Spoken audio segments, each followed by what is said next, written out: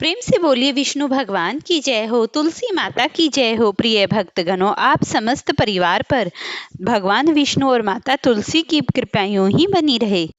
प्रिय भक्तगणों, स्कंद पुराण में वर्णित है, जो भी भक्तगण नित्य प्रति तुलसी जी की कथा सुनता है वह मनुष्य विष्णु के धाम को जाता है। जिन घरों में तुलसी का वन है वह घर तुलसी के धाम नहीं बल्कि वैकुंठ के धाम जैसा पवित्र माना जाता है। ऐसे मनुष्य कभी यमराज के दर्शन नहीं देखते। ऐसा कहा जाता है, तुलसी का वन लगाने से गंगा के स्नान जैसा पवित्र फल प्राप्त हो जाता है। ऐसा कहा जाता है, जो तुलसी की मंजरी से प्राण त्यागता है वह सैकड़ों पापों से मुक्त हो भगवान के धाम को चला जाता है। जो मनुष्य नित्य प्रति आंवले के पत्तों और घर पर ही तुलसी की मंजरी डालकर स्नान करता है उसे घर पर ही गंगा स्नान का पुण्य प्राप्त हो जाता है। तो तुलसी माता की महिमा जो मनुष्य नित्य प्रति करता है वह भगवान के धाम को तो जाता ही है। इस पौराणिक कथा को सुनिए। अब आप तुलसी माता की पौराणिक कथा सुनिए। मास में जो भी भक्त भगवान के शव को दीप दान करते हैं तो वो मरने के बाद भगवान के धाम जाने के बाद मृत्यु लोक में वापस नहीं आते हैं। तो प्रिय भक्तों, आज की इस पावन दुर्लभ कथा को सुनने से पहले सबसे पहले हम प्रभु से प्रार्थना करेंगे। हे प्रभु केशव कान्हा, हम हर समय हमारे मुख से आपकी कथाओं का, आपकी चर्चाओं का ही वर्णन हो।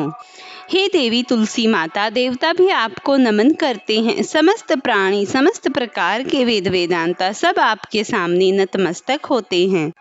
तो हे देवी, जो भी भक्त आपकी पूजा करता है उनकी समस्त मनोकामनाओं को पूर्ण करना। प्रेम से बोलिए श्री कृष्ण भगवान की जय। महीने में एक बुढ़िया माई तुलसी जी को सींचती और कहती, हे तुलसी माता, दत्त सत की दाता, मैं तेरा बिरला सींचती हूँ। मुझे बहू दे, पीताम्बर की धोती दे, मीठा मीठा ग्रास दे, बैकुंठ में वास दे, चटक की चाल दे, पटक की मात दे, चंदन की काठ दे, राजसी राज दे, दाल भात का भोज दे, ग्यारस की मोद दे, श्री कृष्ण का कंधा दे। तब तुलसी माता यह सुनकर सूखने लगी और भगवान से पूछा, हे तुलसी, तुम क्यों सूख रही हो? तुलसी माता ने कहा कि हे बुढ़िया रोज आती है और रोज यही बात कहती है। मैं सब बात तो इसकी पूरा कर दूंगी, लेकिन कृष्ण का कंधा कहाँ से लाऊंगी? तो भगवान बोले, जब वो मरेगी तो मैं अपने आप कंधा देने आऊंगा। तो बुढ़िया माई से कह देना। जब बुढ़िया माई मर गई, सब लोग आ गए, तब वह उसे ले जाने लगे तो बुढ़िया माई किसी से न उठी। तब भगवान एक बार 12 बरस के बालक का रूप धारण करके आए। बालक ने कहा, मैं एक कान में एक बात कहूंगा तो बुढ़िया माई उठ जाएगी। बालक ने कान में कहा, बुढ़िया माई मन की निकाल ले, पीताम्बर की धोती ले, मीठा मीठा ग्रास ले, बैकुंठ में वास ले, चटक की चाल ले, पटक की मौत ले, कृष्ण का कंधा ले। यह सुनकर बुढ़िया माई हल्की हो गई। भगवान ने कंधा दिया और बुढ़िया माई को मुक्ति मिल गई। हे तुलसी माता, जैसे बुढ़िया को मुक्ति दी वैसे सबको देना। से जुड़ी एक कथा बहुत प्रचलित है।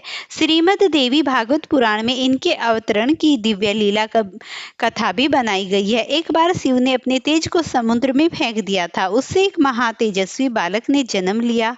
यह बालक आगे चलकर जलांधर के नाम से प्रसिद्ध हुआ। पराक्रमिक दैत्य राजा बना। इनकी राजधानी का नाम जलांधर नगरी था। दैत्यराज कालनेमी की कन्या वृंदा का विवाह जलांधर से हुआ। जलांधर महाराक्षस था। अपनी सत्ता के मत में चूर उसने माता लक्ष्मी को पाने की कामना से युद्ध किया, परंतु समुद्र से ही उत्पन्न होने के कारण माता लक्ष्मी ने उसे अपने भाई के रूप में स्वीकार किया।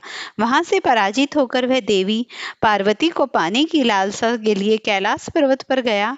भगवान देवाधिदेव शिव का ही रूप धारण कर माता पार्वती के समीप गए, परंतु मां ने अपनी योग बल से उसे तुरंत पहचान लिया तथा वहां से अंतर्धान हो गई।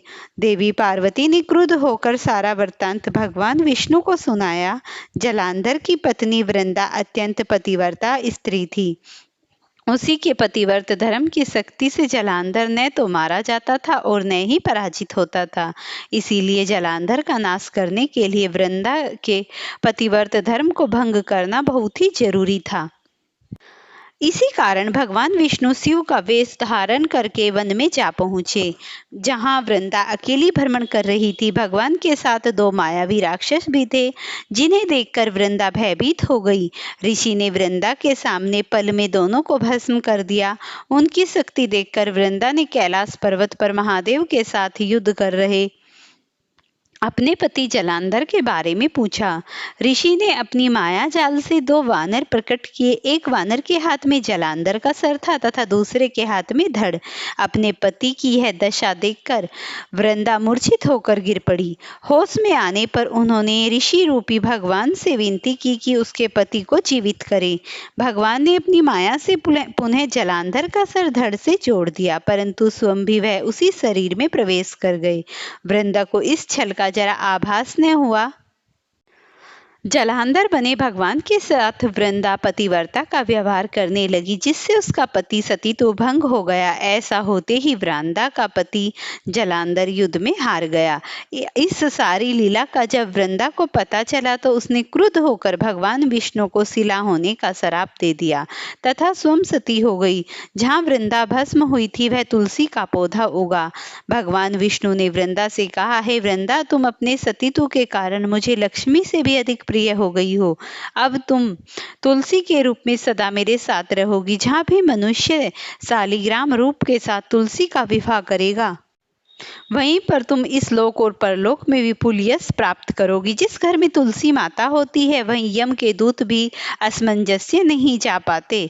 गंगा व नर्मदा के जल में स्नान तथा तुलसी का पूजन बराबर माना जाता है। चाहे मनुष्य कितना भी पापी क्यों न हो, मृत्यु के समय जिसके प्राण मंजर रहित तुलसी और गंगा जल के मुख में रखकर निकल जाते हैं, वह पापों से मुक्त होकर वैकुंठ धाम को प्राप्त होता है।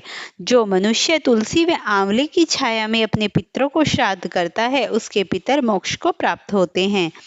उसी दैत्य जलांधर की यह भूमि जलांधर नाम से विख्यात है। सती वृंदा का मंदिर मोहल्ला कोटा के शनचंद में स्थित है। कहते हैं कि इस स्थान पर एक प्राचीन गुफा थी जो सीधी हरिद्वार तक जाती थी। सच्चे मन से 40 दिन तक सती वृंदा देवी के मंदिर में पूजा करने से सभी मनोरथ सिद्ध हो जाते हैं। प्रिय भक्तों, अब आप कार्तिक स्नान की 2 पौराणिक कथाएं सुनिए। 2 सास बहुएं थी। कार्तिक मास आया तो सास बोली, मैं कार्तिक स्नान के लिए तीर्थ जाना चाहती हूँ। बहू बोली, मैं भी चलूंगी। सास बोली, अभी तू छोटी है, मुझे जाने दे। सासू तीर्थ गई तो बहू कुम्हार से 33 कुंड ले आई। रोज एक कुंड भरकर रख देती। उधर गंगा में सासू जी की नथ गिर गई।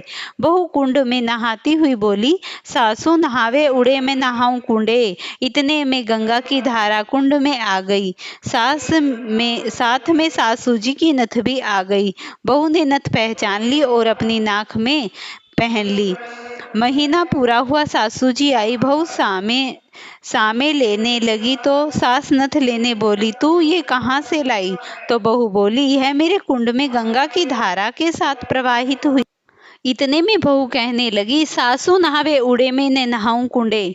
इतने में गंगा की धारा कुंडे में आ गई। साथ में सासू जी की नथ भी आ गई। बहू ने नथ पहन ली और नाक में डाल ली। महीना पूरा हुआ, सासू जी आई और बहू सामे लेने लगी तो सास नथ देख बोली, तू यह कहाँ से लाई? तो बोली, मुझे कुंड में गंगा की धारा के साथ आ गई थी। अब सास बोली, मुझे ब्राह्मण भोज करना है। बहू बोली, सासू जी तो ब्राह्मण मेरे भी जिमा दो, मैंने भी कार्तिक स्नान किया है। तूने कहाँ कार्तिक स्नान किया? तो बहू बोली, ऊपर चलो, मैं आपको बताती हूँ। ऊपर गए तो देखा सारे कुंड सोने के हो गए हैं। बहू बोली, मैं रोज कुंड भरा कर रखती और सुबह जल्दी उठकर नहाती और उल्टा करके रख देती। तब सासू जी बोली, बहू तू तो बहुत भाग्यवान जो साक्षात गंगा जी तेरे पास आई। तूने श्रद्धा और विश्वास से कार्तिक स्नान किया तो भगवान ने तुझे फल दिया। दोनों सास बहू ने धूमधाम से ब्राह्मण जिमाकर दक्षिणा देकर विदा किया। कार्तिक स्नान इस प्रकार चलता रहा। भगवान जैसे सासू बहू को दिया वैसे सबको देना। इस कहानी के बाद इल्ली घृण की कहानी सुने। कार्तिक स्नान की कहानी एक पूर्व घटित कहानी थी, जिससे उन सासू बहू की समस्त प्रकार की मनोकामनाएं पूरी हुई और उन्होंने आज तक इस परंपरा को निभा कर रखा कि आज तक भी जो भी मनुष्य कार्तिक स्नान करता है, उनकी समस्त प्रकार की मनोकामना कामनाएं पूरी होती हैं और समस्त प्रकार के भोगों को भोगने के बाद वह मनुष्य वैकुंठ के धाम का भागीदारी बन जाता है। प्रेम से बोलिए श्री हरि विष्णु भगवान की जय हो, तुलसी माता की जय हो। अब प्रिय भक्तों, अब आप तुलसी माता की आरती सुनिए। जय जय तुलसी माता, सब जग की सुखदाता वरदाता।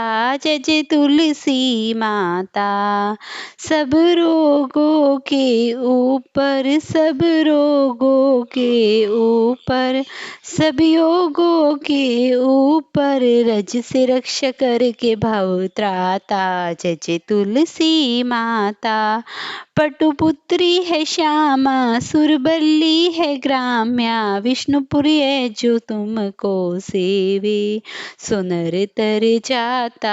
जय जय तुलसी माता, हरि के शीस विराजत, तिरभन से हो वंदित, पतित जनों की तरणी विख्याता।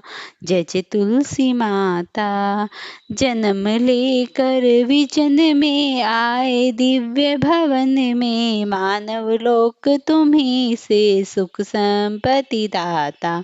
जय जय तुलसी माता, हरि को तुम अति प्यारी, श्याम वरण तुम्हारी, प्रेम अजब है उनको तुमसे कैसा नाता। जय जय तुलसी माता, जय जय तुलसी माता, तुलसी माता ब्रज की दाता।